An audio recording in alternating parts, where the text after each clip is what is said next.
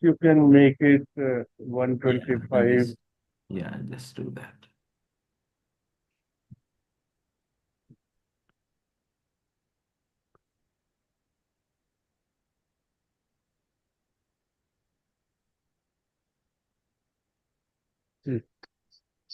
So if this is it, then we are on page number 30 of the book, Okay, printed book. okay. So, good morning, everyone. So, we are continuing with the chapter number 4.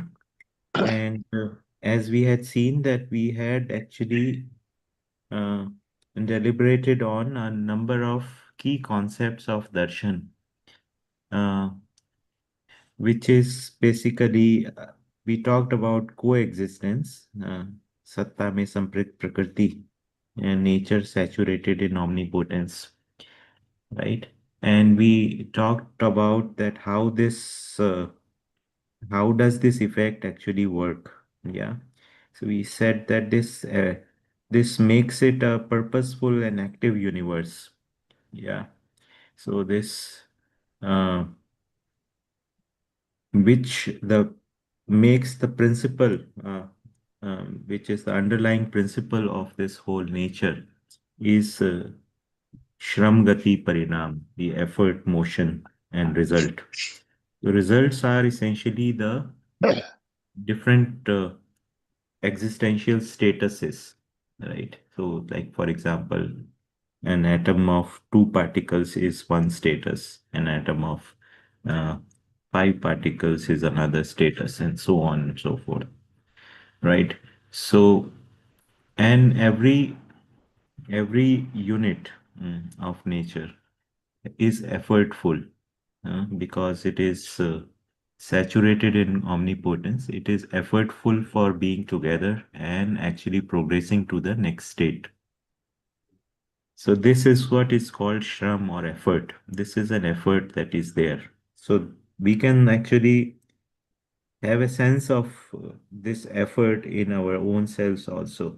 So there is an effort that we can see in ourselves to actually maintain ourselves, and also we see that there is an inherent drive in us which actually is that we can become happy, that we that there is hope, right? So this effort is there inside us.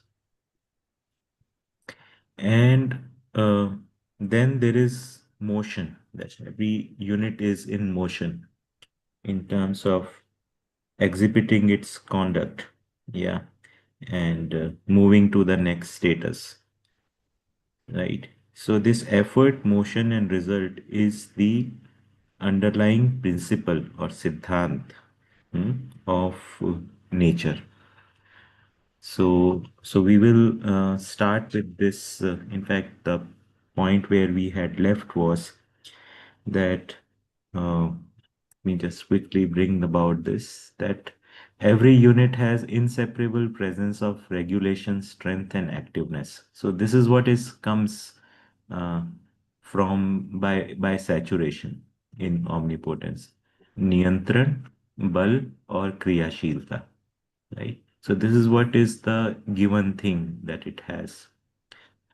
And this indicates that each unit is anchored in its wholeness, right? So this is how wholeness is say that how basically a unit is a whole along with its environment. A unit cannot be seen in isolation, right? So every unit becomes a whole along with its environment. Like an atom becomes a whole along with other atoms and becomes part of a molecule. A molecule becomes part of a molecular form, right? So it's basically a nested structure of nature. That is what makes it a whole. So there are actually layers of nature is not in as uh, independent units in isolation, but actually in the form of a nested, as nested, right? So this is what we mean, that it is each unit is anchored in its wholeness. Anchoredness means stability of conduct, Wholeness means regulation, activeness, and force endowment. And these three, regulation, activeness, and force endowment, is eternal grandeur of every unit which never diminishes. Right? This force endowment is because it is always energized. So there is at no point in time does it diminish. Right? So because of this, the presence of the unit in the coexistence is something which is assured. The atoms never tire out of their activity, right? And the material nature doesn't tire out, right? It is always basically active. The infinite activities are continuously functioning, right? And there are they which actually is ensured by their coexistence. So there is a continuous give and take between units, which is all the time happening because of this endowment. The units recognize one another, respond to their recognition, right? So this is the given condition of coexistence, which leads to their uh, purposeful activity, right? And this purposeful activity leads to im- uh, emergence of next statuses, and these statuses have complementariness established in them, right?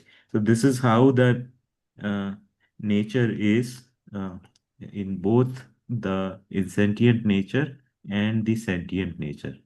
And we had also talked about the way in insentient nature there is complementariness established. There is complementariness established between um, insentient nature and sentient nature, right?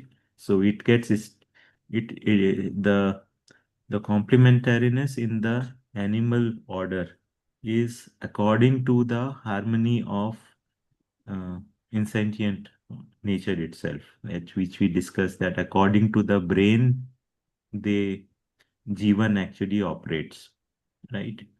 So they are actually imprints in the brain, and Jivan actually conforms to that, and all the signals that it receives from the brain, it always says yes to them, right? Which is how the animals actually live instinctively. Okay, there is not much thought there, right? So there is no independent thought there, so they don't have the freedom of action. उनमें कर्म स्वतंत्रता नहीं है. While in the human being, the brain is fully developed, and there is possibility for Jivan to manifest its all the 10 activities, which actually starts with expression of the first three activities, that is hope, thought, and desire. These three together are called the faculty of imaginativeness or kalpanashilta. So these three together basically manifest the imagination, which actually makes a human being uh, different from animals, right? Because of that, they have the want of happiness, and they cannot be confined within the limits of their body. Their thought actually always reaches out for more, right? But in the absence of clear direction for where this thought is headed, this becomes this imagination does not become anchored, right? So that is the basic story that we actually have here. So now we will actually read further. Hmm? Uh, so Sanjeev Bhaiya, anyone wants to make any observation or comment before we actually begin?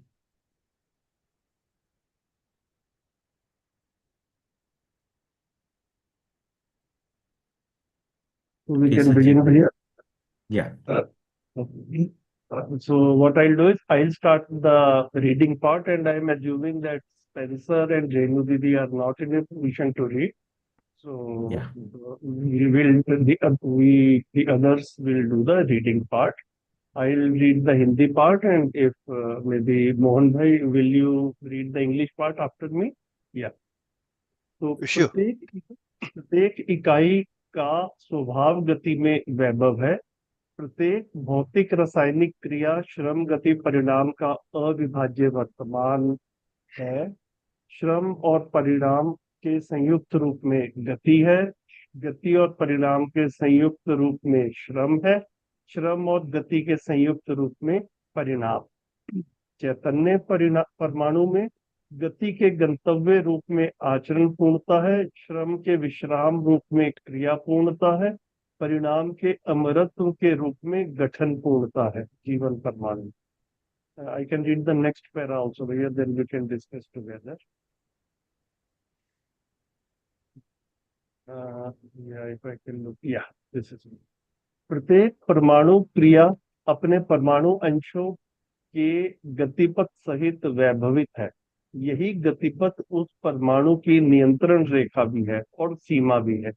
ऐसे गतिपथ की सीमा में प्रत्येक परमाणु अपने में समाहित संपूर्ण परमाणु अंशों के अनुशासन समेत परिभाषित होता है। इसका तात्पर्य यह हुआ कि प्रत्येक परमाणु में समाहित प्रत्येक परमाणु अंश अपनी परस्परता में एक निश्चित दूरी में अपने अस्तित्व को स्पष्ट करते हुए अनुशासन को गठन के अंगभूत कार्य के रूप में प्रकाशित करते हैं।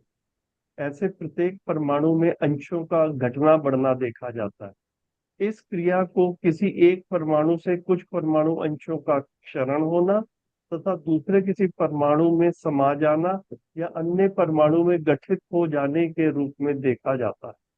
इसी क्रम में गठन पूर्णता गण्य है। इसका साक्ष्य अक्षय बल एवं अक्षय शक्ति संपन्नता से होता है। चैतन्य प्रकृति में अक्षय बल एवं अक्षय शक्ति स्पष्ट, यही तात्विक परिणाम प्रक्रिया है। इसी क्रम में विभिन्न संख्यात्मक अंश संपन्न परमाणु अस्तित्व में दिखाई पड़ते हैं। ऐसे विभिन्न परमाणु अंशों की संख्या से संपन्न परमाणु स्वयं विभिन्न जातियों में गण्य होते हैं। यही तात्विक परिवर्तन, स्थिति, अभिव्यक्ति, प्रकाशन और ज्ञान का तात्पर्य है। ओवर टू मोहन भाई।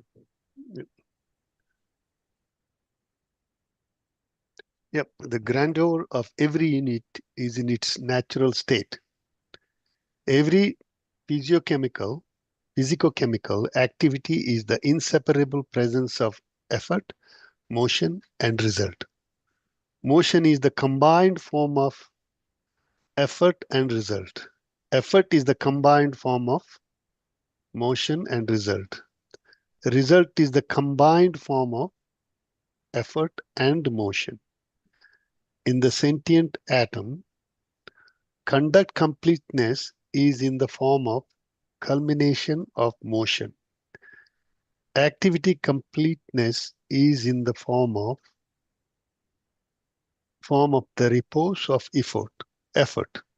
Constitutional completeness, the Jivan atom, is in the form of immortality of result.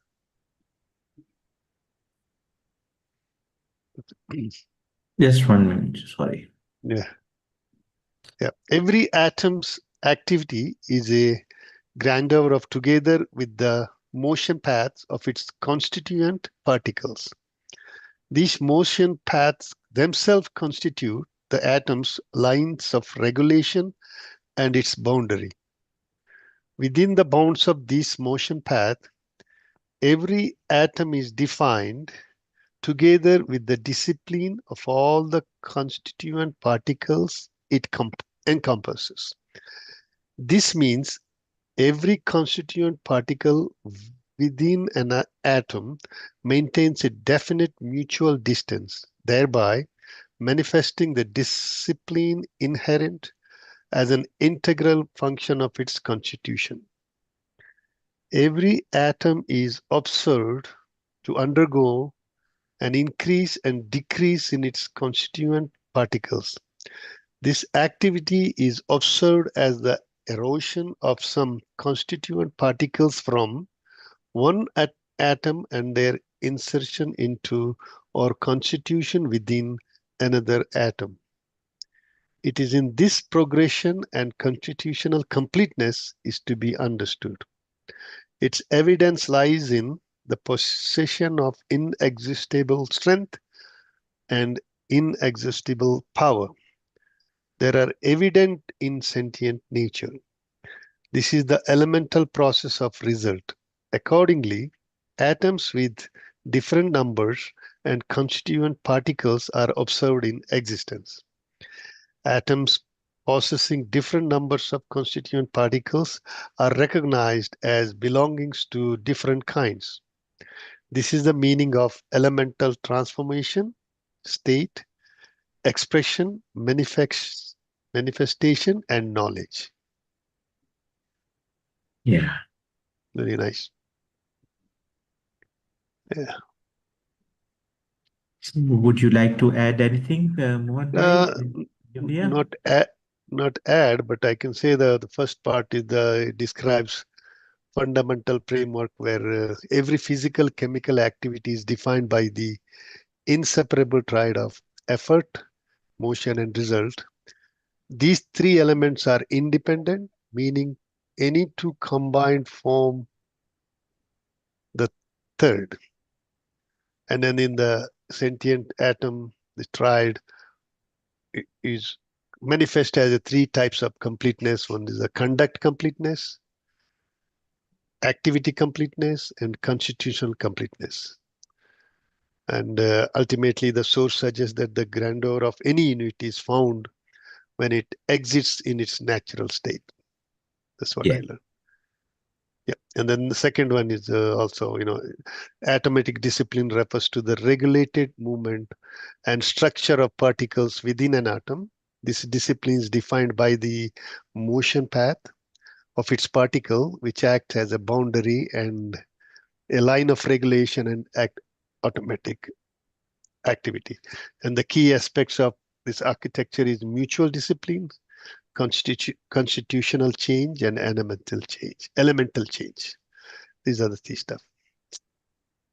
Right. I think basically that captures the idea. The first paragraph is talks about the Shramgati Parinam principle, Right. and the second paragraph actually talks about uh, says that atom is as the unit of orderliness in the nature, right? Where atoms actually so some of the idea that present science actually gives, it aligns with that. Yeah, but it also defines a new kind of particle or the sentient atom. So that what it defines, it gives the idea that yes, the way we have the insentient atom, there is an insentient atom also, which which doesn't have any bonding, right? Which doesn't bond with other atoms to form molecules, but remains separate.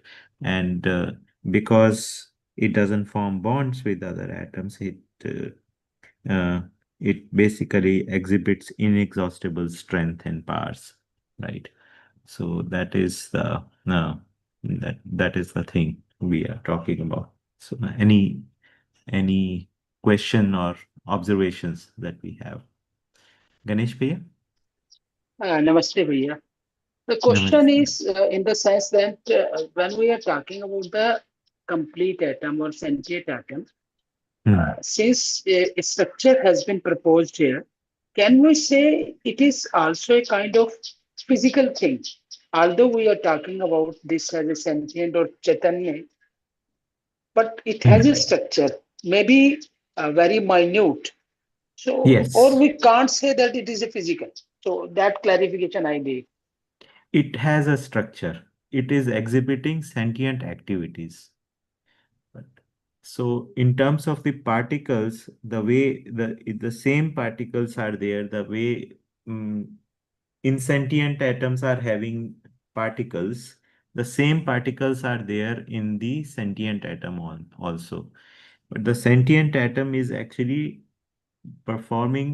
is exhibiting the sentient activities, while the insentient atom exhibits the insentient powers like electromagnetic and so on and so forth.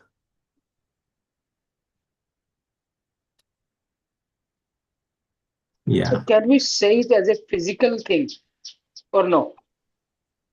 Can we see it as a physical thing? Are you Can we saying that? say that? Yes, yes, there is a physical component to it. Yes, indeed. I mean, yes, I mean, that is my understanding also, right? I mean, it is completely same unch and same matter as I understood, right? So it is just that it is because it is completely constitutionally complete. There is no need for interaction with others in terms of the physical constituents, right? It is purely, it's Kshamgati Parinam. If you see that first paragraph, it looks like it is purely an internal reflexive kind of an activity that is, its configurations internally are the only things that it is doing in terms of it. And in order to do that, there is an influence. That portion is not clear. That is the only thing of how this Jivan sentient atom interacts with the other portion is not clear. But in terms of the first paragraph so far, it's Samgrati Paranam is only completely internalized. Because you can think of it as a system, same system, but it is working only on its internal parts and configurations. That's how I was understanding it.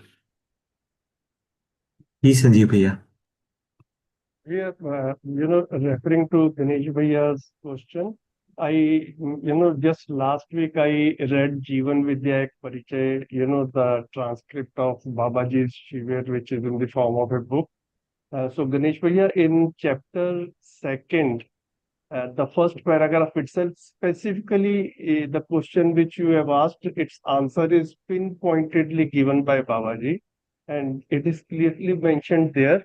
जीवन परमाणु ना तो भौतिक है और ना अभौतिक है. Okay, so it is neither physical nor non-physical.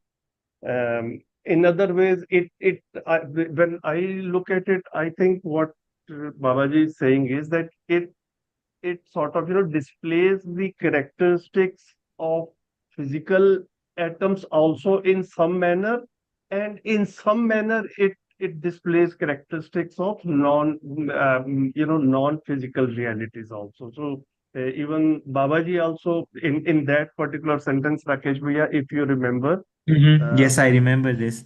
That yeah, basically, when we say it is not physical, then we say it doesn't exhibit the physical properties, right? But when we say it is not aphysical, then we say that it actually has certain matter in it, right? exactly, So exactly. it's not that it is not composed of matter. It is composed of matter, but it is exhibiting sentient properties. It is exhibiting sentient powers, right? So in terms of its powers, it is not physical powers, it's sentient powers. But in terms of its constitution, it is constituted of the same particles. Yeah. Yes, Bhaiya, I have also read this sentence in Jeevan Vidya Ek Parichay, but having a bit of confusion as there was a structure of it. But yes, it is not exhibiting the properties of the other atoms. Okay. Mhm. Thank you, Bhaiya. Thank you. G. If we move ahead, Shilpa Didi, will you like to read the next section? Yeah, okay. Yeah, namaste sabhi ko. Namaste, Shilpa can Devi. read you can read two paragraphs in one go, and then maybe Raghav Bhai can read the English part. Okay. It starts from इस क्रिया को from अच्छा प्रत्येक परमाणु. No, that is from परमाणु के विकास क्रम में. okay, I thought that was just read. Wasn't it? नहीं, ये वाला नहीं पढ़ा था दीदी. Didi, whatever is on the screen, that is what we have to अच्छा, start. okay. परमाणु के विकास के क्रम. Okay. परमाणु के विकास के क्रम में एक ऐसी अवधि आती है जिसमें उस परमाणु के गठन के लिए जितने अंशों की आवश्यकता रहती है वे सभी समा जाते हैं. उसी समय वह गठन पूर्ण हो जाता है. गठन पूर्णता का तात्पर्य उस गठन में से के लिए तृप्ति है। यही परिणाम का अमरत्व है और चैतन्य पद है। इस पद में प्रत्येक इकाई बल और शक्ति के रूप में समान होती है। गठन पूर्ण परमाणु सहित संपूर्ण प्रजाति के परमाणु अस्तित्व सह अस्तित्व विधि से नित्य वर्तमान है। जीवन शक्ति अक्षय होने के कारण रासायनिक भौतिक क्रियाकलाप में रत परमाणुओं के साथ मानव अपने प्रयोग विधि से परिणामों को पहचान पाता है। In the course of an atom's development, there comes a stage at which all the particles required for its constitution become incorporated, and at that very moment it becomes constitutionally complete. Constitutional completeness signifies satisfaction in, by, and for that constitution. This is the immortality of the result and the sentient plane. Every unit in this plane is equal in strength and power. The entire kind of atoms, including constitutionally complete atoms, are eternally present in existence through the existentially natural way of coexistence. Owing to the inexhaustibility of the power of Jivan, human beings are able, through their experimental methods, to recognize the outcomes associated with atoms engaged in physiochemical activities. Ji, Gati, Yeah, you can read the next para also. David. okay. just 1 minute. I'll put it in the next screen. Just a moment, please.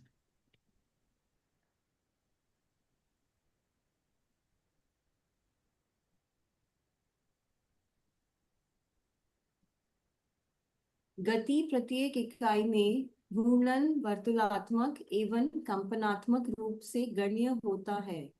इसी गति एवं वातावरण के दबाववश स्थानांतरण सिद्ध हो जाता है। स्थान का तात्पर्य साम्य ऊर्जा अथवा शून्य और ऊर्जामयता ही है, क्योंकि प्रत्येक इकाई 6 ओर से सीमित पदार्थ पिंड है।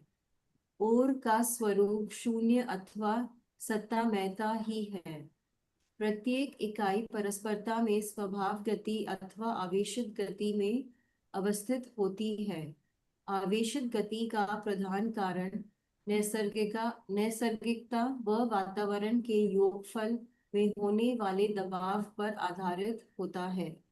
साथ ही यह भी देखने को मिलता है कि जिस इकाई के लिए जो नैसर्गिक वातावरण चाहिए वह उस इकाई के स्वरूप में ही होता है। इसी कारण प्रत्येक इकाई एक दूसरे के लिए नैसर्गिक सिद्ध हो जाता है।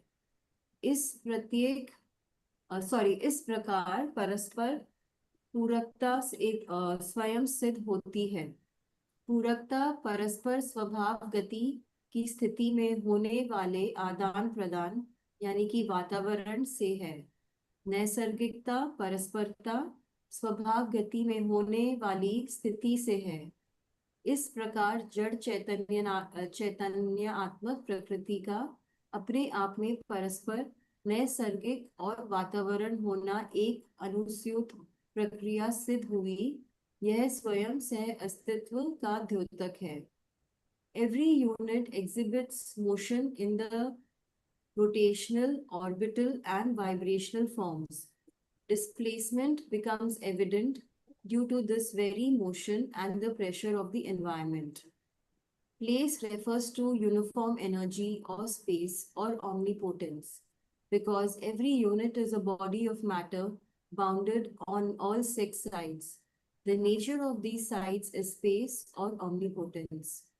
Every unit exists in its mutuality, either in its natural state or in its excited state. The primary cause of the excited state is the pressure arising from the combined effect of naturalness and the environment. At the same time, it is also observed that the natural environment required by every unit is inherent in the constitution of that very unit. Consequently, every unit is naturally complementary to every other unit. Thus, complementarity is self-evident.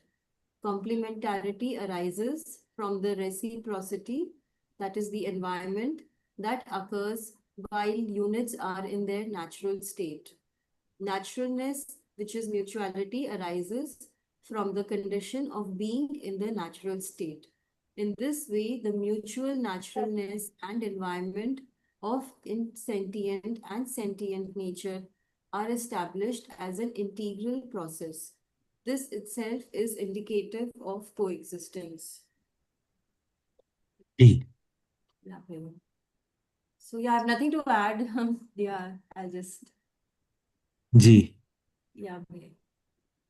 So basically, the first paragraph talks about the constitutional completeness, Gathan Purnta, right? That how it basically constitutional completeness happens, and then inexhaustible strength and power comes about, right? So and because of because human beings are combined form of Jivan and body, which is a composition of insentient atoms, right? They are primarily expressions of Jivan, and with that, they are able to uh, control the physicochemical nature through their experimental methods, right? So which we are aware of, right? Which we can actually see that how humans have been able to actually understand the material nature and make it or make useful instruments out of them. Then the next paragraph actually describes that the motion in the atom, right? So we say that the units, because of their being energized in omnipotence, exhibit motion, and this motion is in the form of rotational motion first, and then there is an orbital motions. So there are the ones in the nucleus actually only exhibit the rotational motion, while the orbiting at particles exhibit the rotational along with orbital motion, and the vibrational motion is a combined expression of that. The orbit itself vibrates, and also the axis at which the particle is rotating is also doing the vibration. So this actually defines or characterizes the uh, an atomic unit's activity. And this is a definite form of activity, right? Definite does not mean constant. Definite means that this is how it actually functions. So there is, so this is that this basically is the way uh, an atom is distinctly identified, and there are each kind of atom is distinctly identified because they have a distinct pattern of motion, right? And which basically is what is the whole base. This is the basis of describing the orderliness of whole nature. The whole nature is orderly because the basic building block of nature is orderly, and this orderliness is because of the atomic unit is because of its nucleus. The nucleus actually ensures that the orbiting particles continue to maintain their definite distance, and whenever because of external pressure of the atom's orbits actually get affected, the mediating force or the Madhyasth Kriya actually influences the orbiting particles to reinstate them in their definite places. So the mediating force is the another force that that Babaji is talking about, that actually exists in the force, which is the balancing force to ensure that the atom actually maintains its definite conduct. Okay, so that is that is the thing. So there is in the there are two states in which the atom could be: the natural state or in the excited state. Excited state is not its normal state. No, excited state happens because of its environment, because the atom is not alone, it is there with other atoms.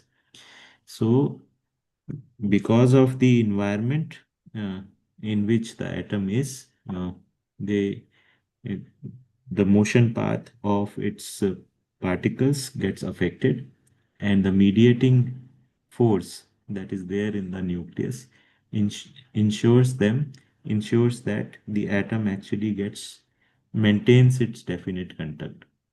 So a hydrogen continues to behave like a hydrogen, and a sodium atom continues to behave like a sodium atom, because there is a mediating force that is there that ensures that any deviation from its mm, natural state gets reinstated, right? And this is how basically another thing that is being said in this paragraph is that an environment, because everything is in the same omnipotence, the environment that is there, actually the complementariness is naturally established, which means that I mean we can see it at various levels. See, oxygen actually develops in a certain way that it can bond with hydrogen and other atoms. So an oxygen already has the provision for its bonding with hydrogen. So the make of its make itself is there, ensures that, like in the line that it says is that प्रत्येक इकाई के लिए जो नैसर्गिक वातावरण चाहिए वो इकाई के स्वरूप में ही होता है, right? So this is uh, the environment required by every unit is inherent in the constitution of that very unit, right? So this, because the constitution also actually arises within the coexistence, because as the particles come together and they form the units are formed in a such a way that they can be complementary to the other units.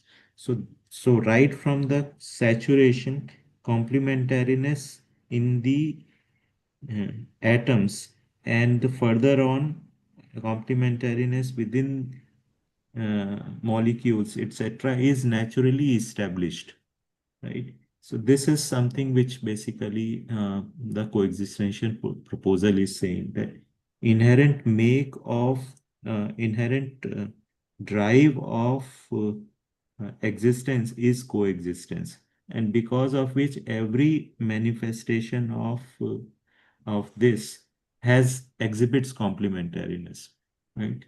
So this much from my side. Anybody wants to add anything to it, or anything is unclear on this?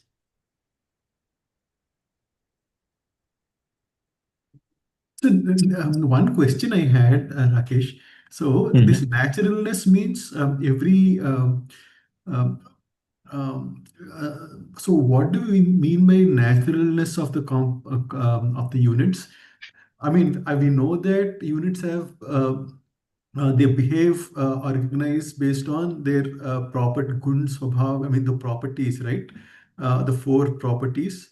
So that is its naturalness, right? Or are we meaning something else? The No, mutuality it of. is something else. Actually, like for example, there is a certain naturalness in which we can live. Our body requires certain conditions in which we can actually live. The rest of the nature actually constitutes our naturalness. But there is naturalness and environment are used together in the same line, right? Yeah, right. So there are two things. One is environment, like for example, this uh, whole earth actually makes an environment, Mm. and naturalness is more uh, local. Okay. So the earth actually makes an environment, and the naturalness is actually local. This is how I actually understand this. So the mutual naturalness. So basically, in the way okay, okay, fine. So basically, there is this mutual nature. So based on the local properties, I recognize the mutuality between the particles that are there. That is natural for me. And in the whole Hmm. environment, once it is greater, that's how, okay, fine. That's how I was like, because only my naturalness is basically, okay, I only have my four properties, right? My Swabhav, Dharma, and that, and I recognize the mutuality in the others, and that is the most natural thing for me, right? I mean, that's how I was trying to understand that. So, and it is most local, as you said. Yeah, there is this idea of localness also here. There is this localness is there, and the rest basically, which is like overall global kind of a thing. Understood. That's why I was trying to understand. Yeah. Yeah, so each unit on the earth is part of its environment, right? Mhm. And then within that there are actually local naturalness in which they actually exhibit their conduct. Mhm. Naisargikata. Okay. Parasparata, Naisargikata and Parasparata. Okay, mutuality is coming because, okay, fine, understood. Yeah. Good explanation. It cleared something. Yeah. Devai, will you read the next section?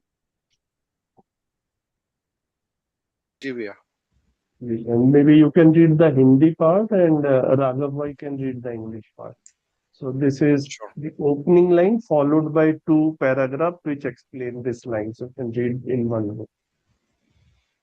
जी कंपनात्मक गति और वर्तुलात्मक गति प्रत्येक इकाई में वर्तमान है। परमाणु में विकास का क्रम देखें तो पता चलता है कि जैसे जैसे परमाणु विकसित होता है वैसे वैसे उसमें कंपनात्मक गति बढ़ती जाती है। इसी के साथ उसकी स्थिरता व्याख्यायित होती है। इसी क्रम में गठन पूर्णता हो जाती है। जैसे ही गठन पूर्णता होती है वैसे ही उस परमाणु में कंपनात्मक गति वर्तुलात्मक गति की अपेक्षा अधिक हो जाती है। यही गति का इतिहास है जो स्वयं इस बात को स्पष्ट कर देता है कि जीवन की स्थिरता और उसकी निरंतरता को परिणाम का अमरत्व व्याख्यायित कर देता है। इस प्रकार हम इस निष्कर्ष पर पहुंचते हैं कि स्थिरता इकाई की संपूर्णता में होते हुए उसकी निरंतरता को बनाए रखना एक अनिवार्य स्थिति होने के कारण विकास के इतिहास में कंपनात्मक गति का महत्व अपने आप में स्पष्ट हो जाता है। इसी क्रम में जड़ प्रकृति में केवल परावर्तन होता है, चैतन्य प्रकृति में परावर्तन एवं प्रत्यावर्तन दोनों होता है। Okay. But, I'll just yeah, sure. One more paragraph. yeah, right. चैतन्य प्रकृति में विशेषकर ज्ञान अवस्था के मानव में परावर्तन एवं प्रत्यावर्तन प्रक्रिया स्पष्ट रूप से देखने को मिलती है। मानव संचेतना में भी पांचों शक्तियों की अभिव्यक्ति होने की संभावना रहते हुए संचेतना को पहचानने एवं निर्वाह करने के क्रम में नित्य गतिशील होना पाया जाता है। यही इसका निराकरण है कि प्रत्यावर्तन पूर्वक परावर्तन में समाधान अपेक्षित तथ्य है। यह प्रत्येक व्यक्ति में प्रयोग पूर्वक, व्यवहार पूर्वक और अनुभव पूर्वक तभी सिद्ध हो जाता है जब पहचानने एवं निर्वाह करने में सामरस्यता हो जावे। यही समाधान का स्वरूप है तथा इसकी निरंतरता होती है। Okay. Okay. Vibrational and orbital motions are present in every unit. If we observe the course of development in an atom, it becomes evident that as the atom develops, its vibrational motion progressively increases. Along with this, its stability becomes evident. In this progression, constitutional completeness takes place. As soon as constitutional completeness occurs, the vibrational motion of the atom becomes greater than its orbital motion. This is the history of motion, which itself makes it clear that the immortality of the result explains the stability and continuity of Jivan. Thus, we arrive at the conclusion that stability being present in the wholeness of the unit and maintaining its continuity being an inevitable condition, the significance of the vibrational motion in the history of the development becomes self-evident. Looks very complicated. I'll read it once more. This is the history of motion, which makes it which makes it clear that the immortality of the result explains the stability and the continuity of Jivan. Thus, we arrive at the conclusion that the stability being present in the wholeness of the unit and maintaining its continuity being an inevitable condition, the significance of the vibrational motion in the history of development becomes self-evident. In the same progression, only projection occurs in insentient nature, whereas both projection and reflection occur in sentient nature. In sentient nature, particularly in the human being of the knowledge order, the process of projection and reflection are clearly observable. Although there remains the possibility for expression of all five powers in human consciousness, it is found to remain continuously active in the course of recognizing and fulfilling consciousness. This itself resolves the matter. Resolution is the expected fact in projection preceded by reflection. This becomes evident in every human being through experimentation, behavior, and realization only when harmony is attained in recognizing and fulfilling. This is the very form of resolution and its continuity.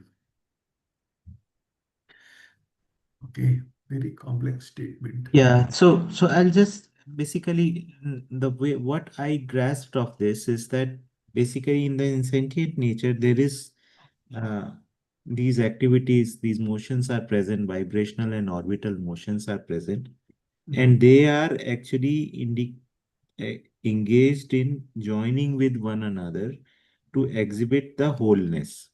Okay, and this is the way so so all the effort of insentient nature is to join together to exhibit combined forms of wholeness. In this process is the uh, constitutional completeness is one condition that actually happens. So constitutional completeness is actually the result of these combining of activity that actually happens in the atom. The the basically expulsion and inclusion of atomic particles because of that constitutional completeness actually takes place. And this constitutional completeness initially, prior to constitutional completeness, only the projection activity is exhibited in the atoms. With constitutional completeness, now the reflection also starts happening. So projection is in the form of recognizing and fulfilling, पहचानना और निर्वाह करने के रूप में परावर्तन है. And then reflection is in the form of knowing and believing. So so when the resolution is when there is harmony in the reflection and projection. So the Jivan unit actually has the capability of reflecting to actually do the evaluation of what it is projecting. परावर्तन का मूल्यांकन करना मतलब to do he प्रत्यावर्तन है. So in this constitutionally complete atom, the activity of reflection actually starts. And with this, when this reflection becomes complete, then the harmony between reflection and projection takes place. This is the condition of resolution or samadhan. So if we look at it, the whole of the nature is guided towards achieving the state of resolution. So initially only projection activity is taking place in the insentient nature. Then the beginning of reflection activity takes place in constitutionally complete atom. Reflection activity in constitutionally complete atom combines with the projection in the insentient nature through the body. And eventually the reflection becomes complete and all the insentient and sentient nature comes into the regulation of sentient nature, right? So which actually takes place in the humankind. So if you look at it, this is the whole of materialism that we are talking about, resolution-centric materialism. Resolution becomes in the center and all matter that is there, that basically starts, it becomes in orderliness around it.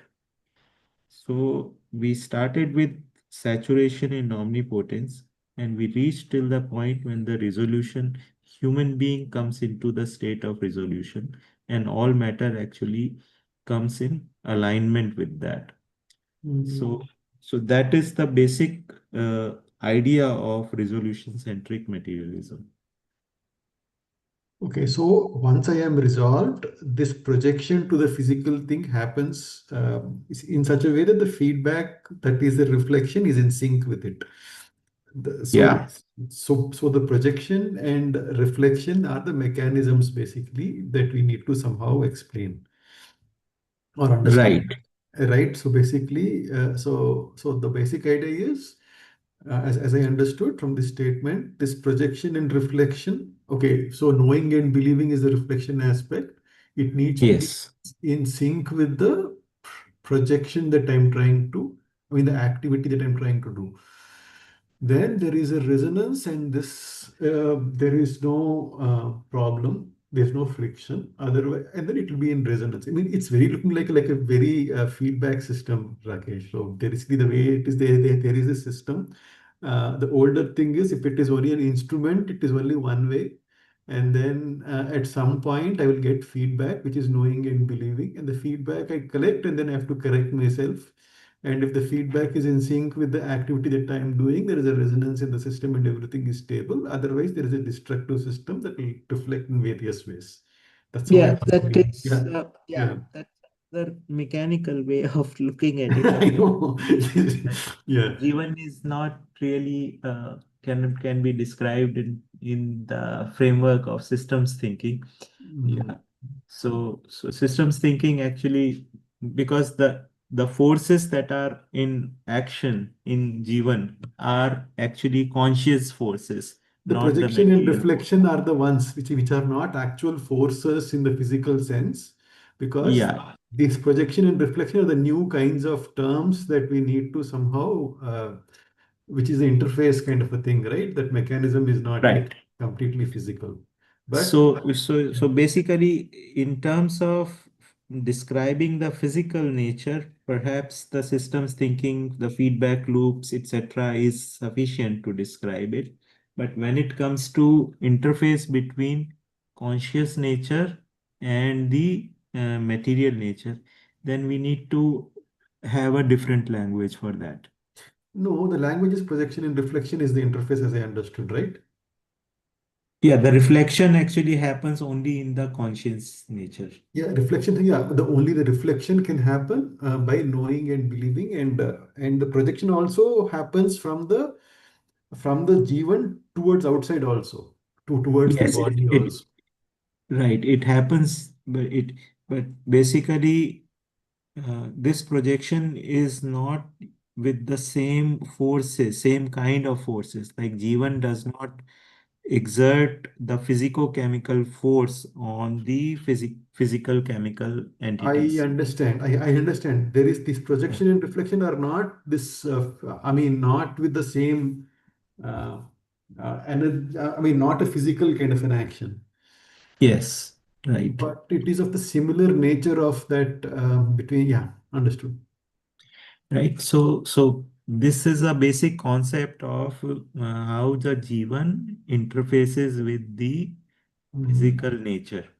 mm, And because they are uh, both saturated in omnipotence, so omnipotence is the medium by which sentient nature communicates with the insentient nature.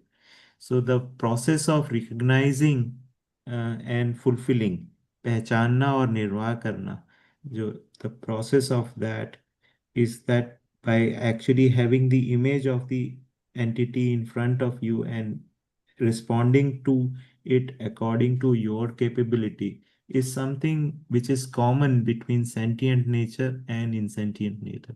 This is the way the interface between sentient nature and insentient nature actually becomes possible. mm, So that is the basic idea here, that the saturation ensures the uh, continuous availability of energy, internal regulation, and complementariness. This leads to this leads to emergence of different existential statuses, mm, leading up till constitutional completeness. mm, Constitutional completeness first aligning itself to the aligning itself to the order of the material nature. mm, Then actually it starts exhibiting its own independence. Then eventually the disharmony in disharmony within the sentient nature, because its inability to achieve uh, the regulation of the material nature leads to its further exploration, which leads to completeness of reflection.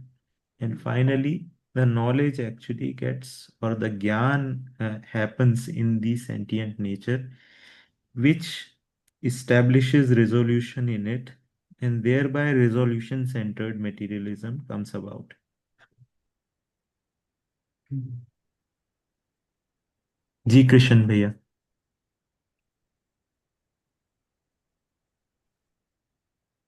जी नमस्ते भैया, नमस्ते सभी को. Yeah, this recognizing and fulfilling word we are using in context of material, also in context of consciousness, also sentient or ji insentient. Ji And we are using knowing and believing or knowing and assuming for sentient nature. जी भैया. Yes. So, but when we are talking about sentient nature, when we are talking about Jivan, in that case, recognizing and fulfilling only in context of Jivan is different. When we are talking about human being with body, Jivan with body, then this recognizing and fulfilling is different. Or बिल्कुल we are talking about material, recognizing and fulfilling is different. ठीक बात है. बिल्कुल सही. So, so when we talk about Jivan atom recognizing and fulfilling, we are talking about how it is recognizing and fulfilling its interface with the brain, right?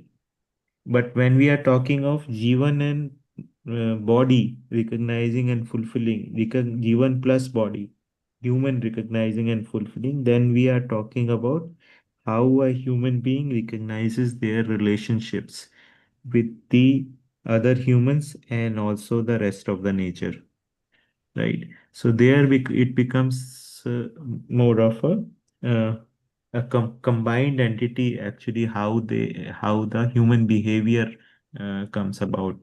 So human behavior is the language actually then becomes that how we relate with our child, how do we relate with our elders, and so on and so forth. But when we are talking about Jivan and body, then it becomes more of how an atom actually interacts with the how a Jivan atom interacts with the body as a compositional form of that, right? So yeah, that's true. So can we connect it with the Sangyanशीलता and Sanvedanशीलता? When we are talking about Sangyanशीलता, Yeah, it is about knowing and believing or assuming. And we are talking about Sanvedanशीलता, it is in the Jivan, like recognizing and fulfilling. And then we are talking about the human being that already you have explained. So in that way, we also can connect this Sangyanशीलता and Sanvedanशीलता, that is Sanchetana, with this right. terminology. Right. So if you look at it, one thing that we are saying is that the material nature also is having the पहचानना और निर्वाह करना, right? And पहचानना, निर्वाह करना, or recognizing and fulfilling is a trait, right? Which is not limited to the sentient nature only, right? It Yes. is there in this. And it is also defined as samvedanshilta, as sensitivity.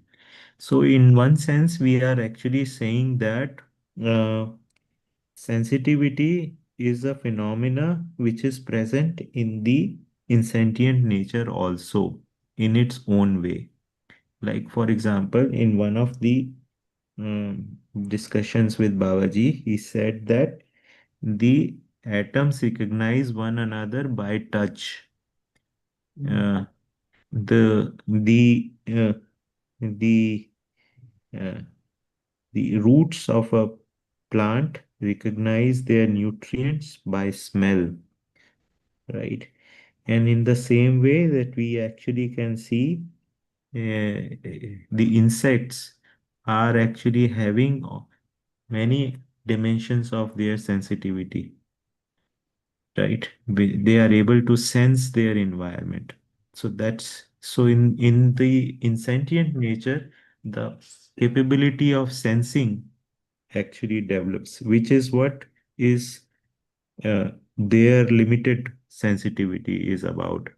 Then we see in animals, the sensitivity actually keeps increasing, right?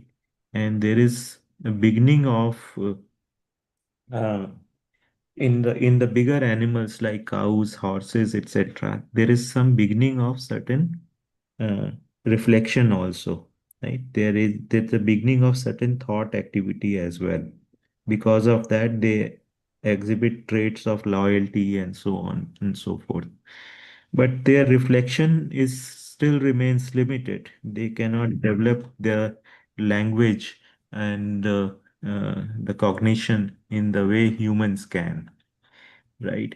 So we see that the development of sensitivity has taken place from the time of from from, from atomic particles itself, and it actually eh, increases till the point that it comes to humans, and humans then have the exhibition of cognizance in its full form.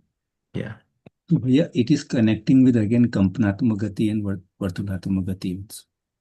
बिल्कुल. Whatever the last phrase you have used, the sensitivity, it means it's a gradual evolution of sense organs from the physical organs. Right. Right. So Okay. this is a good way of putting it. The physical organs are basically becoming sense organs, right? Oh, oh, yes, yes. So this is so once we start seeing the nature in this way, we actually uh, our relationship to it, we see that nature is more alive and active, right? It is not dead matter that we are dealing with. Yeah, Yeah. yeah. It's a great insight there, which I got today from this last 4 or 5 minutes. Thank you so much. here.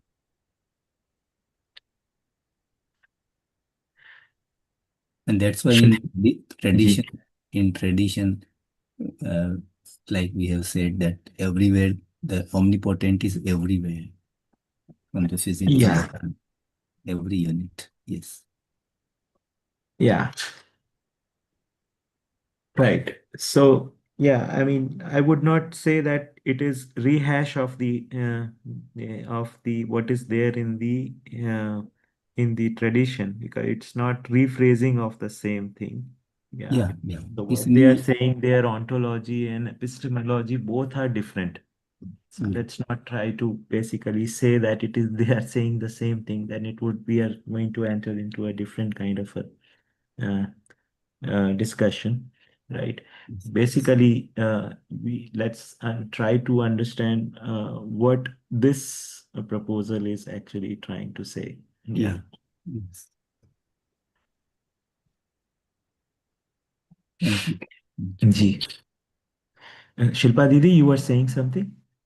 Yeah, actually, I was wanting to ask you that, like you already mentioned, that in animal order, that thing begins, na? Like we know, the sentient nature comes in the animal order, and वो आंशिक Hmm. रूप से होता है उसका development. So Hmm. can we conclude that domestic animals have more of परावर्तन than wild animals? ऐसा कुछ है क्या? Yeah, I mean, we are even saying that they have an initial ability of beginning of reflection. Hmm, So there is one सूत्र in मानव व्यवहार दर्शन, उनमें आंशिक विचार भी पाया जा रहा है ना, विकसित जीवों में. That is how the जीवनी क्रम is there. That initially the animals are there, like which do not exhibit, like for example, small fish and so on, which may have the jivan, but they are not able, you cannot domesticate them. Yeah, because they are not able to follow the signals of humans, right? So you see that there is a progression of that. So domestication only happens in those jivans in which have the ability to reflect, to actually receive the signals of jivan, of humans. So the domestic animals have more of that capability. That's why we were able to domesticate them. Yes. Bhaiya, later can you like share in the group like the difference between कंपनात्मक and वर्तुलात्मक या मतलब गति में differences? Right. So, in a very simple way, we can say Ghurnan Gati or rotational motion is that is happens on units on its own axis. Like a particle actually is rotating on its axis. That is rotational motion or Ghurnan Gati. Then Vartulatmak Gati is the orbital motion. Like for example, in an orbit, a particle actually goes around its nucleus. That is called the Ghurnan uh, Vartul Gati. Okay. And then if you look at it, like for example, a particle is orbiting around the nucleus. It is making a plane, right? If you look at it on a plane, it is rotating around, it is orbiting around the nucleus. Now this plane itself is actually vibrating. Okay, at a certain angle it is actually coming. That is called the vibrational motion. And also the axis at which on which the particle is rotating, that also is actually is vibrating at a certain angle. So even in the motion of the planets also we can observe that the Earth does the orbital motion around the Sun, and there is a plane in which it is doing the orbiting around the Sun, and that plane actually is vibrating. It's going by a certain angle up and down, right? So that is what is called the vibrational motion. Yeah, plane means the whole system, like of Yeah, Earth. the whole of the plane is actually doing. Let me just put my video on to actually say that. Are you able to see? Just a minute. Let me just stop share for a moment. Yeah. Can you? There is a light You on have my a phone. halo, Yeah. you None of my You doing, are very bro. intelligent.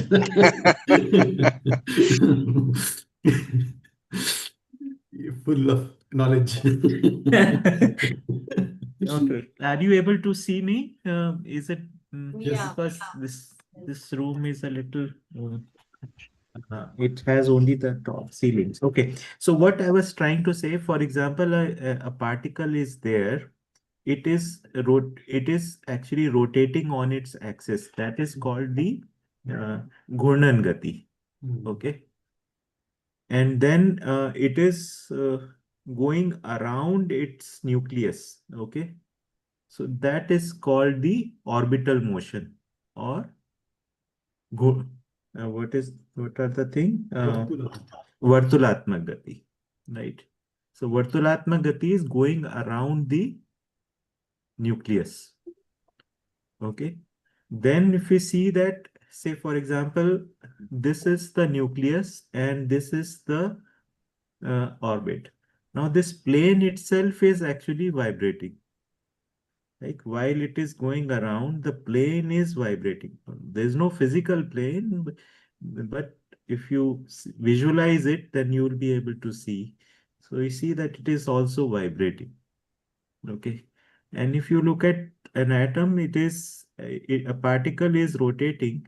Now this also is actually also vibrating like this. Mm. So when you actually see an atom, you will actually see some expansion and contraction in that actually happening.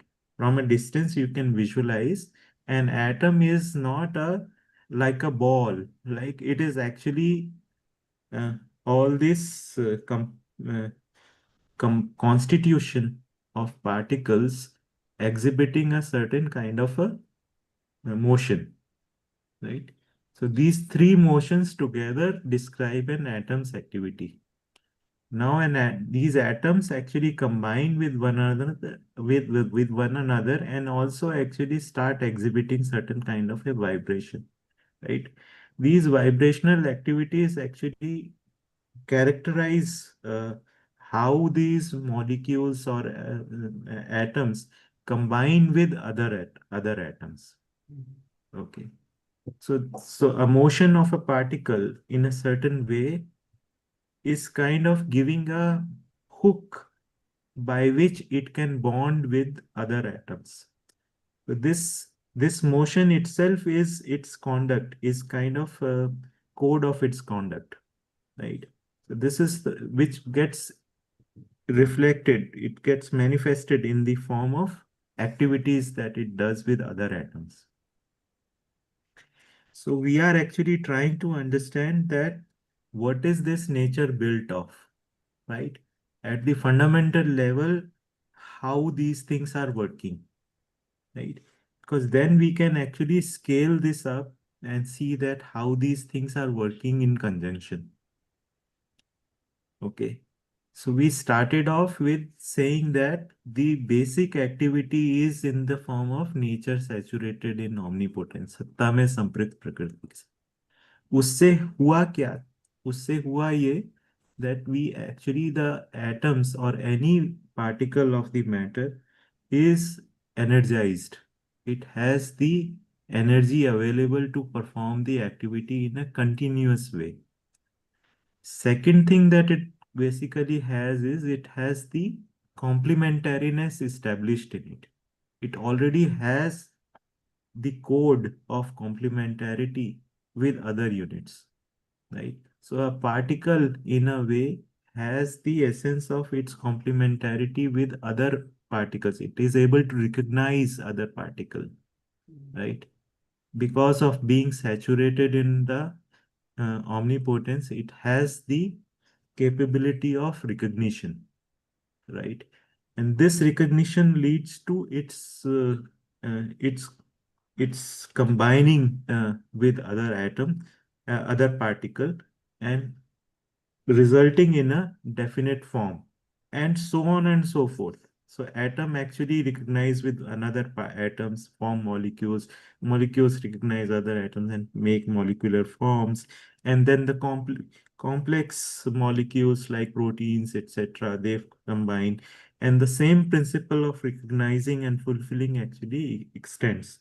So recognizing and fulfilling is the way the material nature actually operates, right? By being saturated, and there is no struggle in it, but instead there is a purposefulness and establishment of existential statuses that have complementariness established in them. Okay, so that is the explanation of the material nature according to Madhyas Darshan, that this is how it is a purposeful material nature. Okay, so once we see that, okay, the purpose of material nature is not just to actually be a system which keeps operating, which keeps functioning mechanically. Its purpose is to give a project the sentience, right? So so it's not only is basically being harmony within, it actually is with the inherent purpose to project the sentience. So sentience is actually brings about the next level of orderliness, which is not possible within the purview of um, material nature alone. Okay. So that is the thing. And once the sentient nature essentially is composed of the same matter, but it exhibits a new kind of powers, right? It has the ability of reflecting. इसमें प्रत्यावर्तन की possibility है, right? So that is what basically is happening in the which leads to the expression of consciousness, right? So the expression of consciousness is about that it has the ability of knowing and believing apart from recognizing and fulfilling, right? So while the sensitivity was there in the material nature, now it has the sensitivity along with cognizance, right? So when this sensitivity actually starts developing, the sensitivity starts developing, it gets into expression of thought and imagination. But sensitivity cannot find its anchor within the purview of sensitivity alone, right? That leads to actually the emergence of cognizance, right? Or knowing the reality as it is, knowing and believing the reality as it is, which is the function of within Jivan, which we recognize as the activities of Sakshatkar, Bodh, and Anubhav, right? These are the functions of uh, co- cognizance. So once those becomes active, the sensitivity becomes in control of that. It becomes regulated, right? And that is the condition which we are calling as resolution, right? And once resolution actually happens in humans, that is a new kind of power that is there, right? Which is a self-regulating power. And the material nature comes in its regulation on its own. Okay. And which ensures the sustainability of the whole of all the four orders together, right? This essentially is the idea that we are actually talking about. Yeah.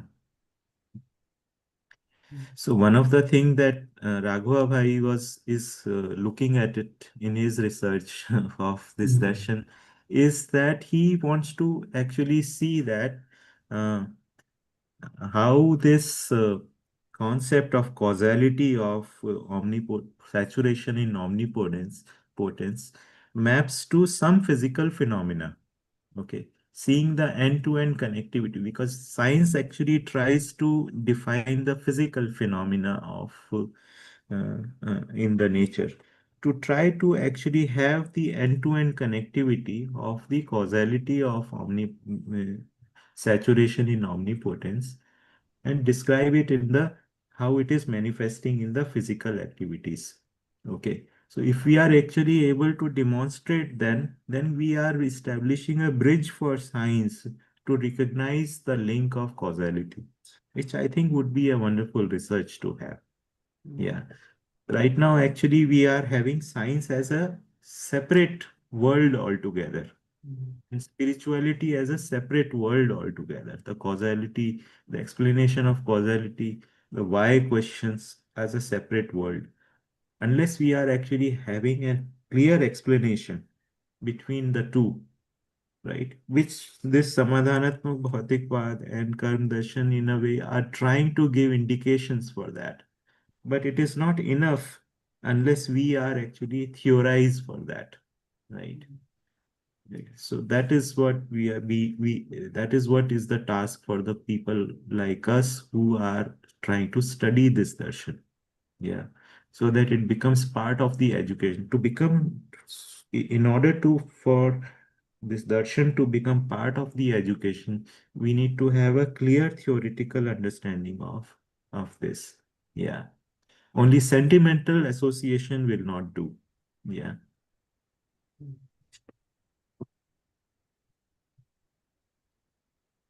So, any.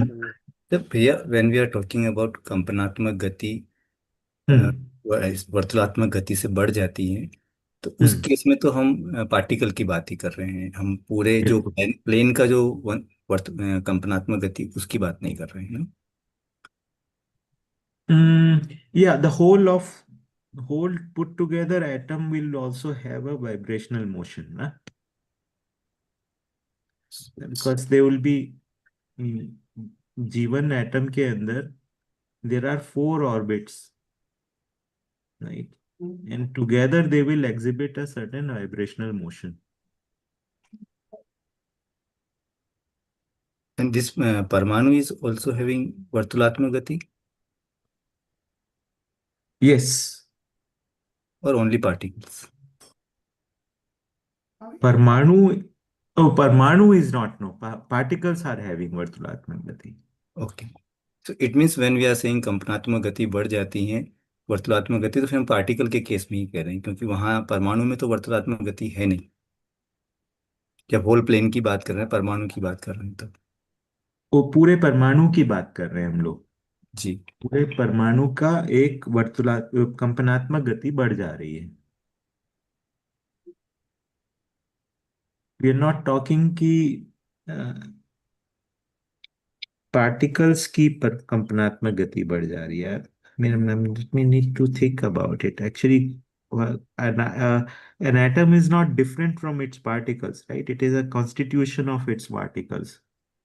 So when कंपनात्मक गति उसकी बढ़ जा रही है, essentially this is a combined form of these particles which actually exhibiting a certain vibrational motion which is more than what it used to be.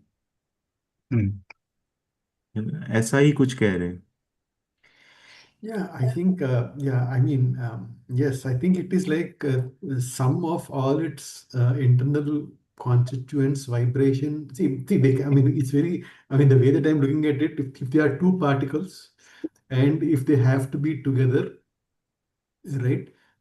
Only options that they have in a 3D plane, in a three-dimensional plane, is to rotate about one another, have a plane like Rakesh described, right? You can only spin. You can, in a plane, you can move around, and the whole plane can vibrate. These are the only three ways in which the objects can be together and also form a system, right? And then once you have multiple constituents of this, we have this sum of all the vibrational energy together of all its internal, it's a sum of all the energies of different kinds is what he was trying to tell, is what even I was trying to understand. Right, so there are multiple, let's say, electrons moving around in a rotation around the nucleus. So sum of all their energies together, sum of all their vibrations together, sum of all their spins together is its overall energy of the atom that is there.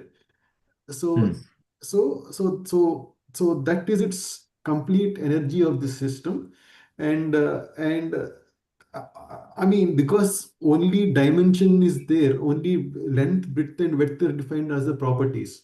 And if the objects only recognize this width and distances, the only thing that it can do is to go around one another and be in the same system. Because if they just spread out, they won't be in a system at all, right? So only these 3 or 4 portions, if you just even look at it and try to understand, so also only these are the only possible things that can ever happen. And then atom being together as a system. And the way, and then yeah, that's how I was trying to understand. And based on these properties and rotations only, various other recognitions can happen purely because of the physical ways in which these rotations are happening, and vibrations are happening. Further, other complementary things can form between the atoms, different kinds of atoms. Yeah, that's what I was trying to understand. Yeah. Yeah. Okay. Yeah. Yes. It's Yeah. good. Shilpa Didi, you were saying something? Sorry, we missed your. Yeah, no worries. So I was just thinking, like आपने कहा कि vibration या कंपन से they recognize each other, right? So in the insentient, like प्रस्थापन विस्थापन हो रहा है, which is why I suppose उनमें वर्तुलात्मक और मतलब orbital and rotational motion is the maximum, right? And I think in the Jivan, the Kampan is the maximum, क्योंकि that is like constitutionally complete. So I'm trying to understand, like, उसमें how do we understand Vartulatmak, the orbital and vibrational motion in the Jivan pad? Because that is constitutionally complete, तो उसमें प्रस्थापन विस्थापन कुछ नहीं हो रहा. How does one understand So that? one thing is that prasthapan visthapan is a elemental change, है ना? So normally, say we need to see what does it mean to actually have prasthapan visthapan. In one sense, it means that an element becoming another element. If its constitution changes, like for example, uh, a hydrogen atom, by actually insertion of a certain more number of particles in it, becomes a helium atom. Its constitution changes. That is called prasthapan. Okay. And visthapan means then when some particles actually expel from it by an act of fission or something, then basically it becomes another kind of atom, right? So in the physical chemical reactions that we are actually seeing, this prasthapan visthapan is not happening. Okay.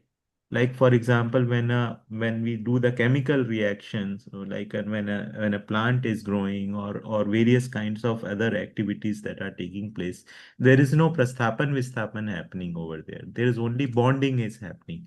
Bonding and separation is happening.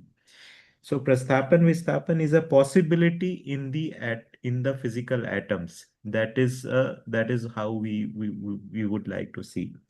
In the Jivan atom, now the prasthapan visthapan has stopped, right? That means the constitution has actually become stable, right? Now the motions of that actually still are continuing, and it is actually having the rotational motion, orbital motion, and vibrational motion.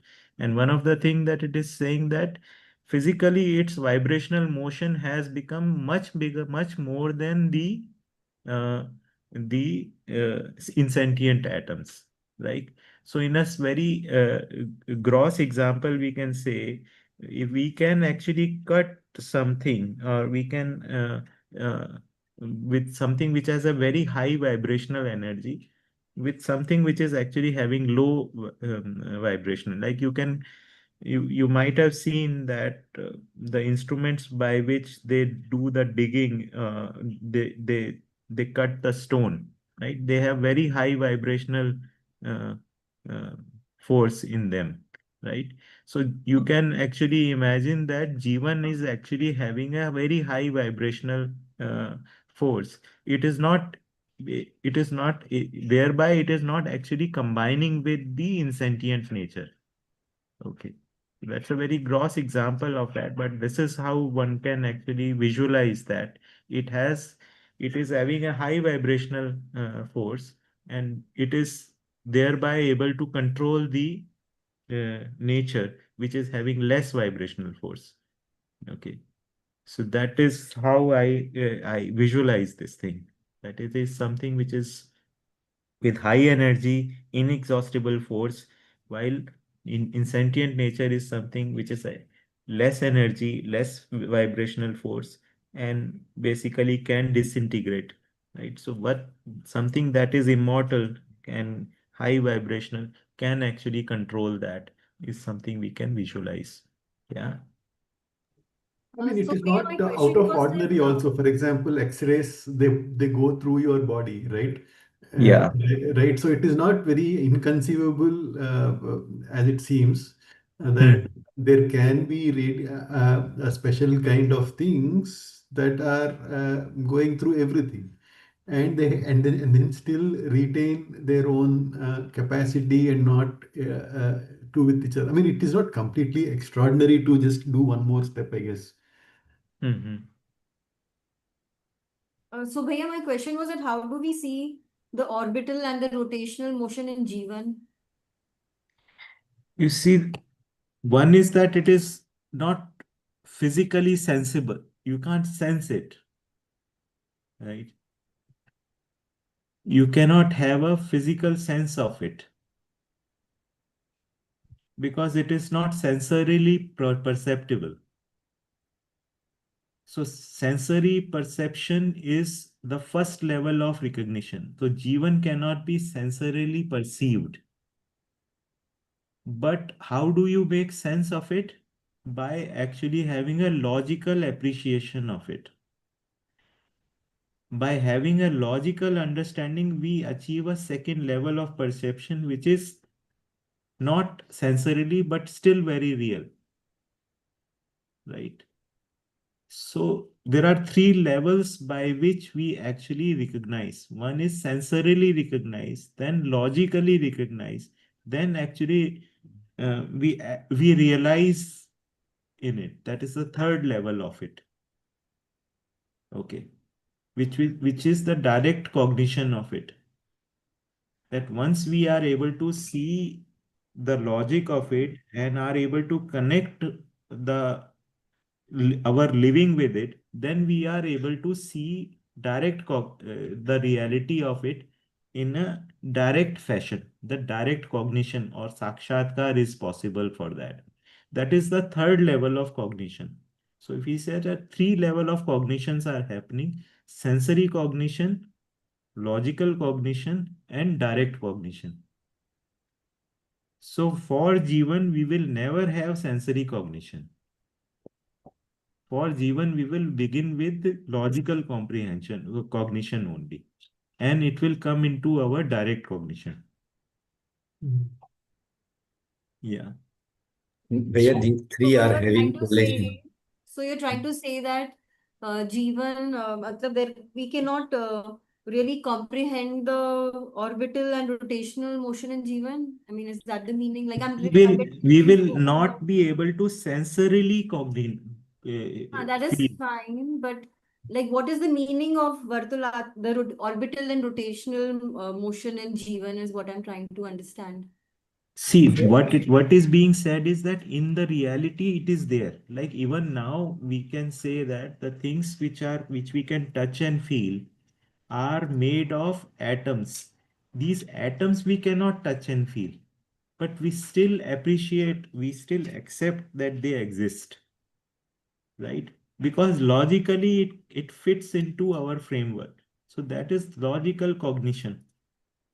We have accepted, it is part of our education. This is what makes sense to us.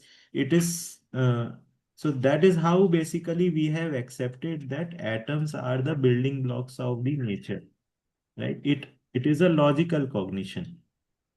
Atoms have the movement. Okay, we have accepted. Earth actually rotates around the sun. We have not touched and felt it, but we have actually logical comprehension of it. So not everything we can actually do the sensory perception. आंखों से जो दिखता है वो actually समझ से हमेशा कम होगा. What we can see through our senses will always be less than what we can mathematically or logically see.